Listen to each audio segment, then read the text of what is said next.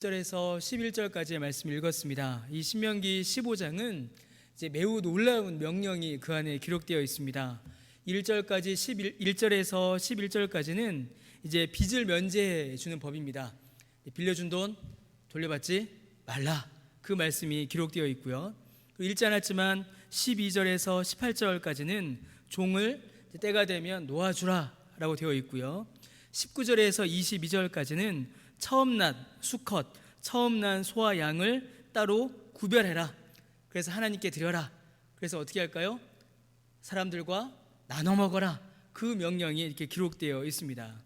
빚을 주고 돌려받지 말고 종을 놓아주고 첫 양과 첫 소를 나눠 먹어라. 이게 신명기 15장의 말씀입니다. 여러분, 오늘날과 같은 이 극단적인 자본주의 시대와는 사실은 어울리지 않는 교훈이지요. 빌려준 돈 받지 말고 정당하게 부리던 종 자유하게 놓아주고 내 소유, 내 물건 내놓고 내가 손해를 보고 내 이익을 포기하라라는 이런 명령입니다. 여러분, 이러한 말씀은 오늘을 사는 우리들에게는 상당한 도전이 되는 말씀입니다. 그리고 이 세상은 이 말씀을 꺼려할 수밖에 없는 그러한 말씀입니다. 여러분, 그래서 우리의 믿음은 세상을 이기는 능력이 있습니다. 믿으십니까? 예, 세상의 이치와 원리를 뛰어넘습니다. 세상은 손에 쥐어야 하고 어떻게 해서든지 더 가져야 하고 어떻게 해서든지 돌려받아야 하는데 하나님의 말씀은 그렇게 말씀하지 않으십니다. 주고 받지 말고 포기하라 라고 말씀하십니다. 세상을 이기는 믿음이지요. 세상의 이치와 원리를 뛰어넘는 하나님의 말씀의 권위이며 그 말씀의 권위와 능력이 여러분 뜻밖에도 이 말씀에 순종하는 우리를 통하여서 증거되는 것입니다. 여러분, 이 신명기에 이 말씀이 있다는 것은 매우 중요한 의미를 가집니다. 하나님께서 우리가 다른 사람의 빚을 면제해주고 종을 놓아주면 구원하시겠다라고 말씀하지 않으셨습니다. 이 내용이 구원의 조건이 아닙니다. 이 내용은 구원받은 자들이 행해야 될 내용인 것이지요. 주께서 먼저 우리에게 은혜를 주셨고 그 은혜에 대한 감사로 이러한 일들이 우리에게서 나타나게 하신 것입니다. 곧 하나님의 말씀의 능력이, 그 말씀의 권위가 우리의 삶을 통하여서 드러나게끔, 우리의 삶이 하나님을 드러내는 도구가 되게끔 하나님께서 이 말씀을 우리에게 주신 것입니다. 여러분, 하나님께서는 이스라엘에게 매 7년이 되는 해에 사람들의 빚을 면제해 주라라고 말씀하셨습니다. 이 말씀은 이제 안식년의 개념이지요.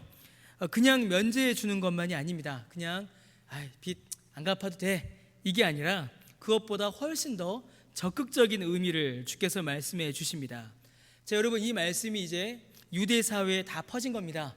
자, 그래서 매 7년이 되면은 빚을 안 갚아도 된다. 이게 이 말은 여러분 제가 이 말이 헛나오는데, 자, 빚을 집니다. 그러면은 7년째가 딱 되면은 지금까지 갚았던 건 갚은 거예요. 그러니까 빚을 하나도 안 갚아도 된다는 말이 아닙니다. 7년 동안 갚지 말고 참아라, 이 말씀을 그렇게 악용하면 안 됩니다. 이 말씀은 열심히 갚다가 미처 못 갚은 것이 있으면 7년째가 되는 해에는 탕감해 준다, 바로 이 말씀입니다. 자, 그런데 여러분, 이 말씀을 악용하는 사람들이 이스라엘 가운데 있었습니다. 방금 제가 말씀드렸던 것처럼 매 7년이 다가오면 그 중에서는 빚을 더 지려는 사람들이 생겨나기 시작했습니다.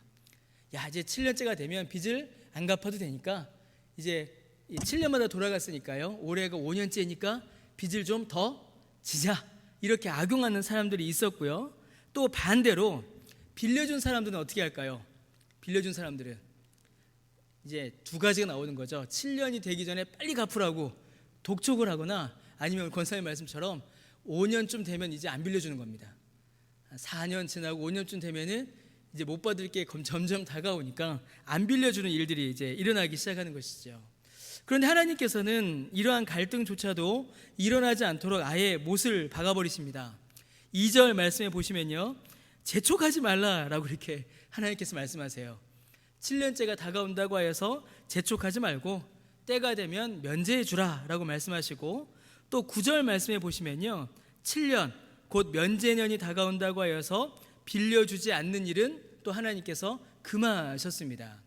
여러분, 이 말씀에는 한 가지 전제가 있습니다. 어떤 전제냐면 이 9절 말씀에 보시면은 이 돈을 빌려주는 이 일이 가난한 형제, 궁핍한 형제를 위한 것이라는 어떤 전제가 있습니다. 그러니까 자기가 돈이 많아요. 자기가 충분히 살만한데 자기의 욕심을 위하여서 돈을 빌리는 일, 거기에까지 지금 이 말씀을 다 적용하고 있는 것이 아닙니다. 이 말씀은 아주 가난하여 궁핍한 자가 살기가 힘들어진 겁니다. 그런데 올해가 6년째예요. 그런데 내년에는 다 못 받습니다. 그때에도 어떻게 하라고요? 있는 사람은 그에게 빌려주라. 그래서 가난한 자가, 궁핍한 자가 굶지 않게 하라라는 그러한 말씀의 명령인 것입니다. 여러분, 가난한 자, 궁핍한 자를 외면하지 말고 손을 펼쳐서 그들을 도우라라는 주님의 명령이 바로 오늘 본문의 말씀입니다. 여러분, 이 말씀의 궁극적인 목표는 바로 4절과 5절에 나타납니다. 바로 너희 중에 가난한 자가 없으리라. 이 말씀이 바로 궁극적인 목표인 것이지요.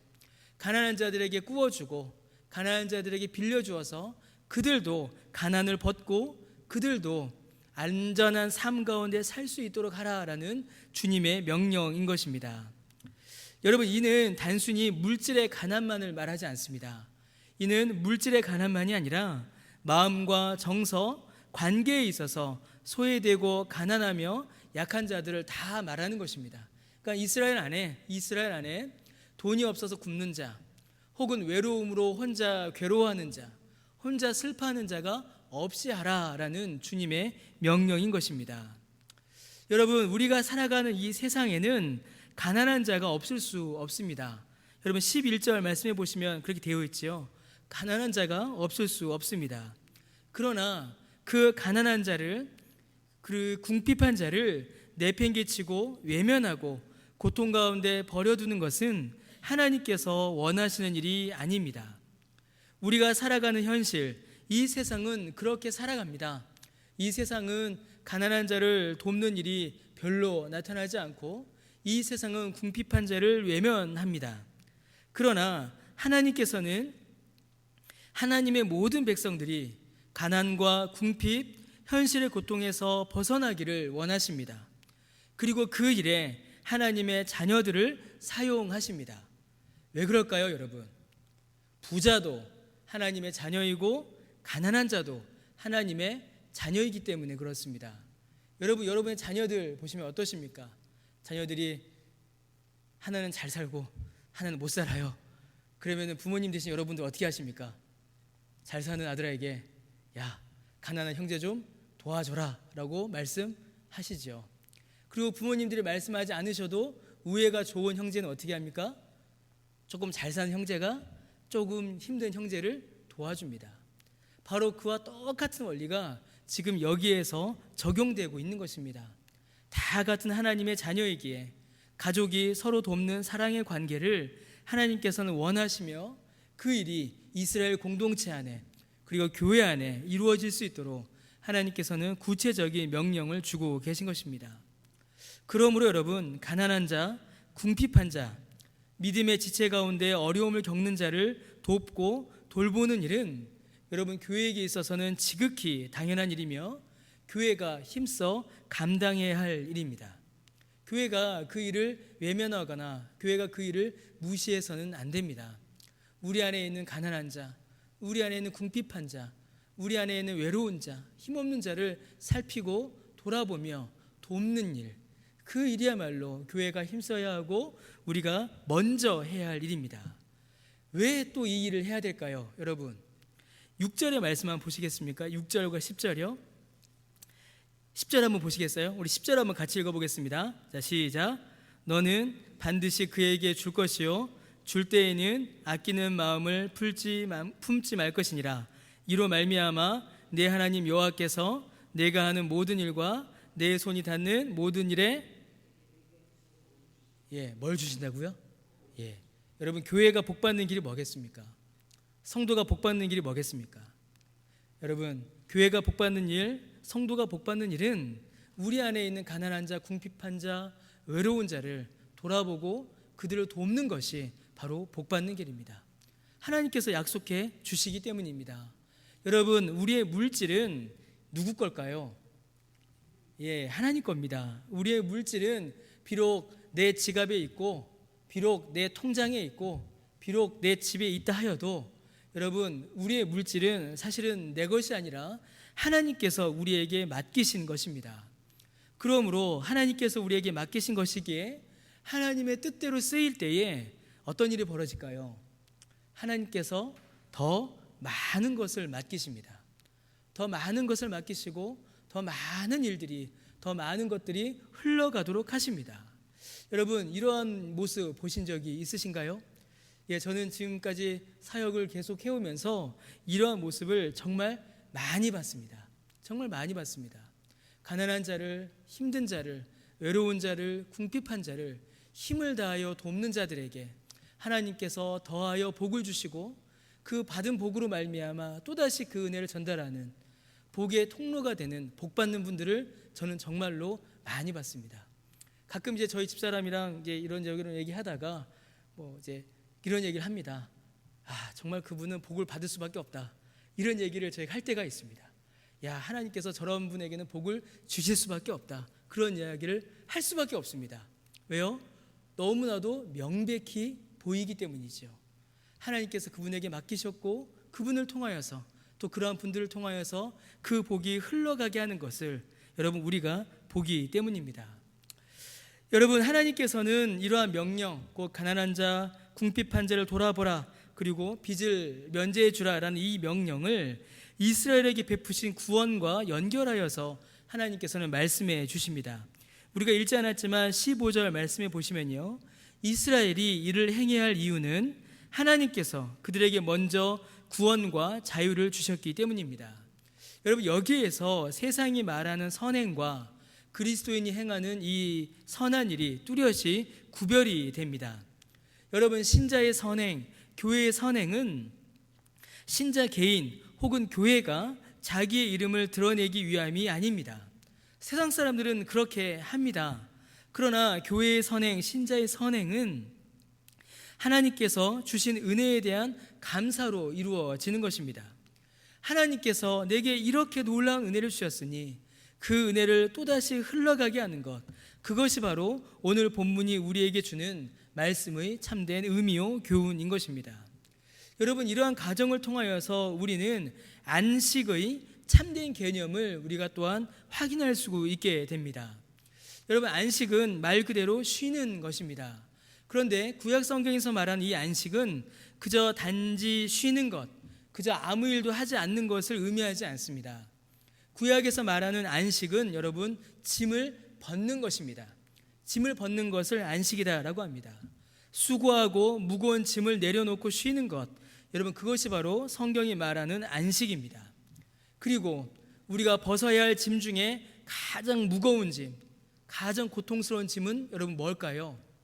바로 죄의 짐입니다. 그러므로 참된 안식은 우리가 이 죄의 짐을 벗을 때에 비로소 누리게 되는 것이죠.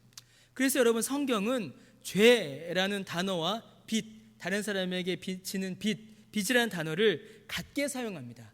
한 단어를 가지고 두 가지의 의미를 갖게 되는 것입니다. 여러분, 우리가 짐을 벗으면 어떻게 될까요? 짐을 벗으면 어떻게 되죠? 여러분, 등산 같은 거 할 때 가방에 무거운 걸 메고 막 가시다가 이 가방을 딱 내려놓으면 어떠신가요? 시원하죠. 가볍죠. 이 짐을 벗으면 여러분 우리가 자유로워집니다. 여러분, 이 자유함은 바로 안식의 열매입니다. 그러면 여러분, 이 자유함은 어떤 자유함일까요? 모든 속박과 억압에서 벗어나 자기 마음대로 할 수 있는 자유. 여러분, 그것은 성경에서 말하는 자유가 아닙니다. 여러분, 안식, 우리의 죄의 짐을 벗고 하나님 안에서 누리는 이 안식이 주는 자유는 여러분 목적이 있는 자유입니다. 죄와 사망의 억압이 무섭고 고통스러운 것은 우리로 하여금 하나님이 주시는 생명과 기쁨을 빼앗아가기 때문입니다. 죄의 짐이 무섭고 사망의 억압이 무서운 것은 하나님의 은혜를 누리지 못하고 하나님이 주신 기쁨을 잃어버리기 때문입니다. 여러분, 그래서 죄가 무서워요. 여러분, 죄도 우리에게 자유를 허락합니다. 죄도 우리를 자유롭게 해요. 어떤 자유를 줄까요? 죄가 우리에게 주는 자유는 죄를 짓는 자유입니다. 죄를 짓는 자유예요. 그래서 여러분, 우리가 죄 지을 때 어떻게 죄를 지었죠? 여러분, 어떻게 죄 지으십니까? 강제로 죄 지은 분 있으세요? 제가 여러 번 이야기 드렸는데, 억지로 막 난 죄 짓기 싫은데 누가 죄 지으라고 해서 강제로 죄 지은 분 혹시 있으십니까? 그런 분 없어요. 그런 분 없습니다. 우리가 죄 지을 때는 아주 기쁘고 즐겁게 담대하게 죄를 짓습니다. 여러분, 죄가 주는 자유는 죄를 짓는 자유입니다. 그 끝에는 뭐가 있을까요? 심판과 사망이 있을 뿐입니다. 여러분, 죄가 우리에게 주는 자유 중에 아주 놀라운 자유가 뭐냐면 예배를 드리지 않는 자유입니다. 여러분, 예배 드리지 않는 자유가 자유일까요? 그거는 자유가 아닙니다. 여러분, 예배 드릴 수 있는 자유, 하나님 앞에 나올 수 있는 자유, 하나님께서 주시는 생명과 기쁨을 누릴 수 있는 자유를 빼앗아 가버리는 억압이요, 고통이요, 우리를 얽어매는 죄의 힘인 것입니다. 그것은 우리에게 자유가 아닙니다. 여러분, 안식이 주는 자유는 하나님께 나아오는 자유입니다. 죄의 모든 짐을 벗고 사망의 저주를 벗고 예수 그리스도만을 의지하여 하나님 앞에 나올 수 있는 자유, 능력, 여러분, 그것이 참된 자유이며 그것이 바로 안식이 우리에게 주는 자유입니다. 그러면 여러분, 안식의 절정이 뭘까요? 안식의 절정. 안식의 절정은 바로 예배입니다. 예배가 안식의 절정이죠. 예배 가운데 우리가 하나님께 나오기 때문입니다. 하나님께 나와서 하나님께 경배와 찬송을 올려드리기 때문입니다. 그런데 성경에 보니까 하나님도 안식하신다라고 되어 있습니다. 그럼 여러분, 하나님의 안식의 절정은 또한 어떻게 나타날까요? 예배 가운데 또 나타납니다. 예배 가운데 또 나타납니다. 어떻게 해요? 우리는 하나님께 예배함으로 안식을 누립니다. 하나님은 어떻게 안식을 누리실까요? 이 예배를 받으심으로 하나님은 안식을 누리십니다. 우리가 하나님께 영광을 올려드릴 때에 우리가 안식을 누리고, 우리가 올려드리는 이 영광을 하나님께서 받으실 때에 하나님이 안식을 누리시는 겁니다. 여러분, 이 안식으로 하나님께서 우리를 초청하셨고, 이 안식의 개념을 오늘 우리가 읽은 본문 신명기 15장을 통하여서 우리에게 알려주고 계신 것입니다. 이 안식의 은혜가, 이 안식의 자유가, 이 안식의 영광이 우리를 통하여서 주위 사람들에게 전해져야 한다라는 것이지요. 어떻게 해요? 당신이 나에게 100만 원의 빚을 졌군요. 내가 오늘 이 빚을 탕감해 드리겠습니다. 그럼 이 사람은 어떻게 됐습니까? 이 100만 원의 빚으로부터 자유하게 되었지요. 그럼 이 사람이 저에게 한마디 질문하겠지요. 아니, 이 100만 원이 작은 돈이 아닌데 당신이 어떻게 나에게 이 빚을 탕감해 줍니까? 그러면 제가 뭐라고 답하겠습니까?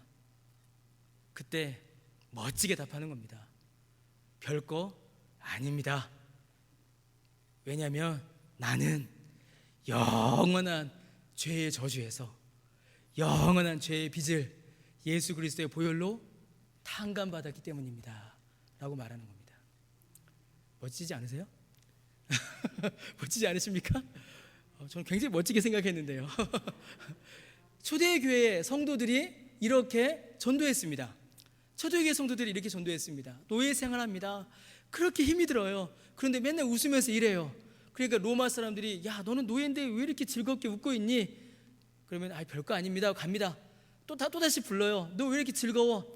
왜냐하면 나는 비록 노예이지만 영원한 죄와 사망의 노예 상태에서 예수 그리스도가 나를 자유케 했기 때문입니다. 이렇게 말한 겁니다. 우리의 삶을 통하여서 그 안식이, 우리의 삶을 통하여서 죄의 짐을 벗는 그 자유가 드러나게 되기 때문이죠. 여러분, 그래서 이 본문에서 말하는 빚을 탕감해주고 노예 생활에서 풀어주는 이 일들은 단순히 착한 일이 아닙니다. 세상이 말하는 것처럼 어떤 선행의 어떤 그런 게 아닙니다. 이거는 내가 먼저 죄사함의 은혜를 받지 않으면 우리 안에서 결코 나올 수 없는 일입니다. 내가 영원한 그 죄의 저주를 탕감받았으니, 내가 그 영원한 죄와 사망의 억압에서부터 자유롭게 되었으니 내가 받은 이 은혜를, 내가 받은 이 자유를, 내가 받은 이 안식을 어떻게 할까요? 옆 사람에게 보여주는 겁니다. 옆 사람에게 전해주는 것이고, 그 옆 사람도 그 안식으로 우리가 초청하는 것입니다. 그러면 여러분 어떻게 될까요? 하나님께서 영광 받으십니다. 하나님께서 먼저 우리에게 영광을 주셨죠. 구원의 영광을 주셨습니다. 그리고 우리의 삶을 통하여서 그 영광이 드러날 때에 하나님께서 영광 받으십니다. 이게 안식입니다. 이게 안식입니다. 그때 우리도 비로소 참된 안식을 누리고 하나님께서도 안식 가운데에 그 영광을 누리시는 것입니다. 사랑하는 성도 여러분, 하나님의 영광을 경험한 자가 그 영광을 드러낼 때에 하나님께서 크신 영광을 받으십니다. 우리에게 주신 이 구원의 은혜에 감사함으로 그 은혜를 우리의 삶 가운데 또한 드러내시고 또 그 일들을 통하여서 하나님께 영광 올려드리시는 저와 여러분 되시기를 주님의 이름으로 간절히 축원합니다. 함께 기도드리겠습니다. 주님, 우리에게 주신 은혜를 감사드립니다. 우리에게 참된 안식을 주시고 그 영광 가운데 거하게 하시니 그 은혜를 또한 감사드립니다. 우리에게 주신 그 안식의 은혜가 우리를 통하여서 고통 가운데 있는 자들에게 전해지게 하여 주옵소서. 우리 안에서 가난하고 궁핍하며 외로우며 고통하는 자들이 우리를 통하여서 주님의 위로와 주님의 복을 누리게 하여 주옵시고, 그러한 복된 일들이 풍성히 넘쳐나는 우리 강변교회가 되도록 주님 은혜를 베풀어 주옵소서. 감사드리며 예수님의 이름으로 기도드립니다. 아멘.